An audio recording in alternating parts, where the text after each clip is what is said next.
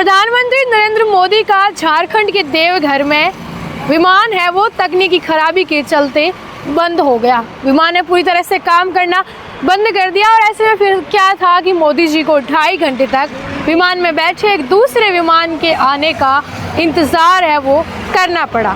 दरअसल हुआ ये था कि बिहार के जमुई में आज जो जनजाति दिवस था आदिवासियों का, उस दौरान प्रधानमंत्री नरेंद्र मोदी बिहार के जमुई गए थे और उसके बाद वहाँ से सभा को संबोधित करने के बाद उनको वापस झारखंड के देवघर से अपने विमान में बैठ करके दिल्ली के लिए उड़ान भरनी थी, लेकिन कैसे भर पाते।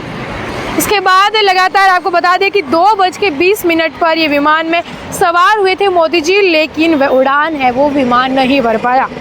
इसके बाद दिल्ली से उनके लिए एक स्पेशल प्लेन है वो भेजा जाता है और इसके बाद शाम को 4:55 पर दिल्ली के लिए पीएम नरेंद्र मोदी है वो रवाना हो जाते हैं।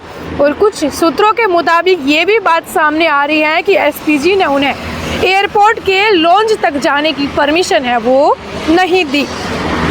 आपको बता दें मोदी सुबह प्लेन से देवघर आए थे और इसके बाद वो बिहार के जैसे कि जनजातीय जो दिवस था उसमें एक कार्यक्रम था, वहाँ के उन्होंने कुछ प्रोजेक्ट है वहाँ पर उनकी लॉन्चिंग है वो की प्रधानमंत्री नरेंद्र मोदी ने।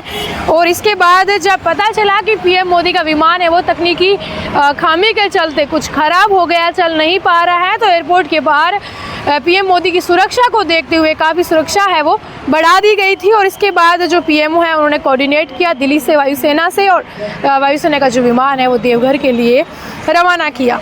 लेकिन ऐसे में क्या था कि इधर तो पीएम मोदी का वाहन है वो खराब हो गया और उधर राहुल गांधी झारखंड के गोंडा में एक चुनावी सभा को संबोधित करने गए थे, प्रचार करने के लिए गए थे, तो उनके हेलीकॉप्टर को 1.5 घंटे तक उड़ने नहीं दिया। राहुल गांधी को हेलीकॉप्टर में बैठे ही इंतज़ार है वो उधर उनको भी करने पड़ा।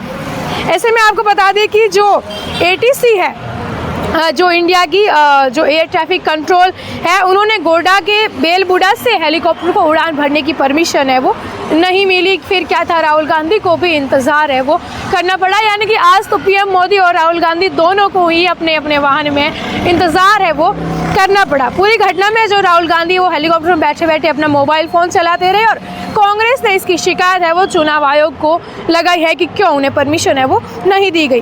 आपको बता दें महागमा क्षेत्र से विधायक और कांग्रेस की कैंडिडेट दीपिका पांडे उन्होंने कहा कि हेलीकॉप्टर को सिर्फ इसलिए रोका गया कि प्रधानमंत्री देवघर में है। राहुल गांधी को उस क्षेत्र से गुजरने की अनुमति है वो बिल्कुल भी नहीं दी गई। प्रोटोकॉल है जिसको हम समझते हैं, लेकिन कांग्रेस ने 70 वर्षों तक देश पर शासन किया, किसी भी विपक्ष के नेता के साथ ऐसी घटना नहीं हुई, ये स्वीकार्य नहीं है। जब राहुल गांधी के साथ ऐसी घटना हो गई तो वहाँ के नेताओं के बयान है वो सामने आए।